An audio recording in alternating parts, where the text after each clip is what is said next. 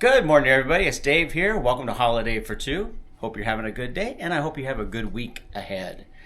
Well, today I'm going to be sharing with you a product that was sent to me recently. You know, it's funny.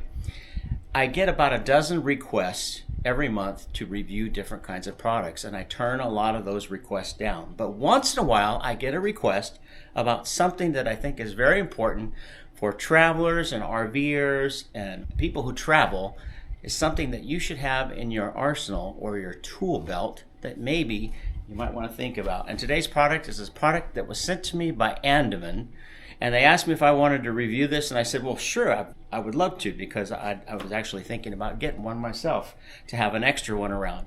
And this is a portable jump starter, and I'll get to all the details about it as well as links to how you can get one of these for yourself. You know, when you go out to your car or truck in the past, you turn that key and you get that infamous sound, the click, click, or the brrr, brrr. You know what that means, right? Your battery doesn't have enough power to start the engine. That's where one of these can come in very, very handy. So I'm going to go through and review this in just a minute and open it up and show you what's in the box and all the cool things that this will do besides just jumpstart your engine. If you like this video and you find it helpful, please hit the like button. Don't forget to subscribe and ring the little bell on the side over there so you'll be notified when I put out more videos in the future. So let's talk about the Andeman Multifunction Jumpstarter. Here we go. So someday when my ship comes in, I know just what we'll do. We'll pack our bags and quit our jobs and have a holiday for two. We'll pack our bags and quit our jobs and have a holiday for two.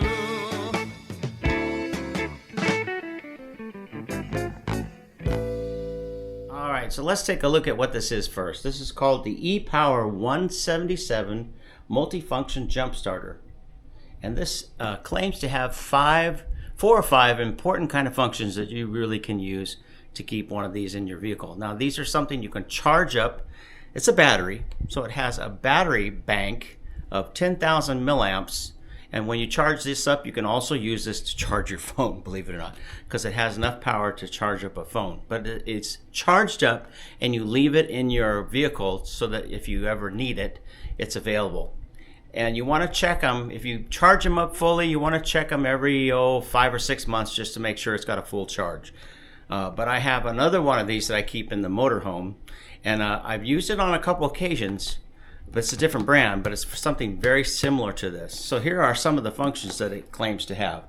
It's a jump starter that's capable of 800 amp starting, and it claims to be able to jump start a 8-liter gas engine or a 7-liter diesel engine. So that's the power capability that this has.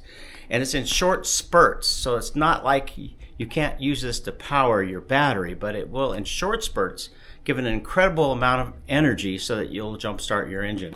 An air pump, 150 psi air pump.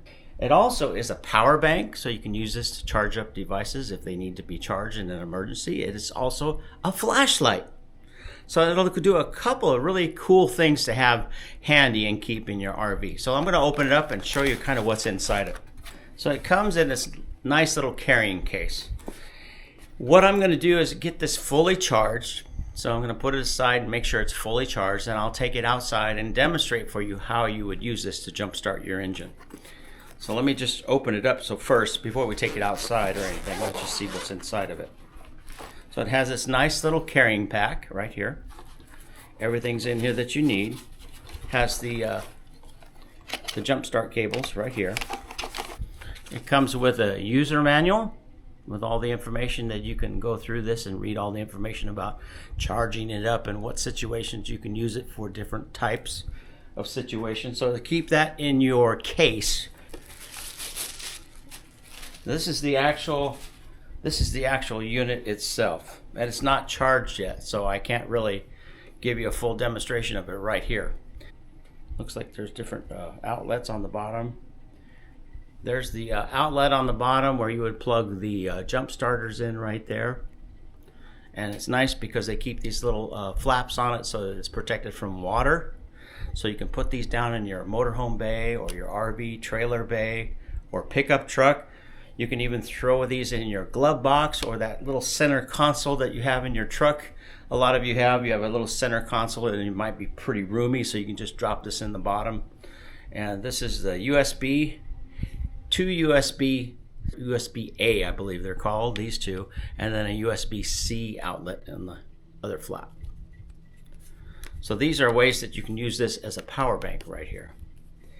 Well, honestly, I haven't really fiddled around with it. I just pushed one of the buttons, and I guess that's the power charger right there.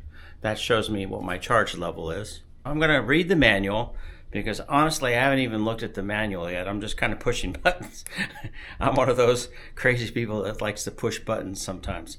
But I'm going to go read the manual right now, and I'll come back and kind of tell you what all these little buttons for. There are 5 buttons here on the front. And of course, there's the level of power. So obviously, it's not fully charged, so I'll spend some time just putting this on I would imagine it has to be on a USB-C charger.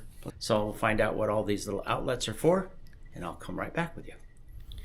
Some of the items that come in your case is a USB-C charging cord. You're going to want that so you can plug it into a power bank or a wall outlet and charge it up.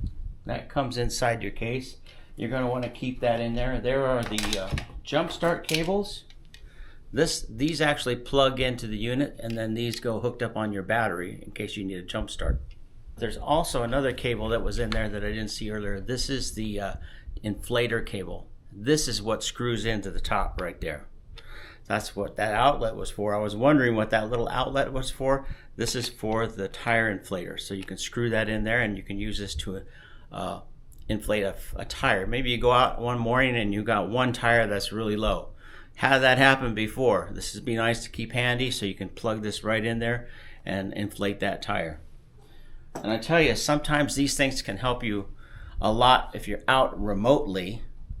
And I said earlier, it could possibly save your life. Well, I know if you're stuck remotely and you don't have a jump start and you have nobody with you and you don't have a way to jump start your motorhome battery, in our case it would be the motorhome, I was afraid that I would go camping and not have this with me, or in the Jeep or other vehicle that we take, and not have one of these with me. So I always keep one of these handy in case I go out camping and I need a jump start and we're just by ourselves. So let me go through a couple of these buttons here. I figured them out. This one here in the middle is for the light. So you hold this down and the light will come on. There, has like a little flashlight. Also can do different settings. A strobe light for emergencies, slow strobe, or turn off. And the other one is for the air pump. You have a setting on here, a pre-setting for cars, a setting for motorcycles, setting for a bicycle, and then another setting for sports equipment and stuff. Another thing that comes in the package with the tire inflator and the jump starter is some attachments that you can use for different kinds of inflation. Like there's a little attachment here that you can plug in for a ball, a sports equipment ball, like a football, basketball, those kind of things. And a couple of smaller attachments that you can use, like if you have one of those little floaties that you take to the lake or to the beach and stuff, that you can plug in and blow up a little life after an inner tube, those types of things. So those are going to be in the case. So you want to keep those handy in your case in case you need them. All right, well, I'm going to show you how easy it is to use one of these. The first thing you want to do is make sure that your unit itself is fully charged. So you can push the power on. I don't know if you can see that right now because it's daylight out here. There is a little protective cover on the screen. I'm going to just pull that off. It might help you see that better. But when it's full circle around there, that means it's fully charged. Now the first thing I want to demonstrate is the tire pump. That's the easiest one. I discovered that it's best to screw this in first. There's a little outlet here on the top of the device that you can screw this into. Make sure it's tight right there. Make sure that just put that over to protect that. And then you're going to use this on your tire or sports equipment or anything you want to blow up. You're going to turn it on. And then you're going to hold this for a couple seconds and then you'll hear the tire pump come on. And hold it for... Now before you turn the tire pump on, make sure you set it for whether you want a car, a motorcycle, or a bicycle. There, and then hit that. You can also increase the pressure. There's a plus button and a minus button to turn up if you want to set it at like 18 pounds. And you can set the pressure that it'll shut off at. So that's the tire pump. That's pretty easy. Let's turn that off. Keep all of your attachments in the case. That way they're all there when you need them, including the special attachments for the tire pump, such as the sports equipment for like a football, basketball, those kind of things, or a blow up like a life raft or an inflatable inner tube, those kind of things. Keep those in your little case so they never go missing on you. You always got it. Now this is the attachment you're going to use to jump start your battery. You're going to plug this into the unit. There's a little flap that covers at the bottom, and you're going to match up the shape. They kind of have an oddball shape. I don't know if you can see that on the camera, but you see the oddball shape goes in the bottom like that. Just push it in. Now I'm really basically ready.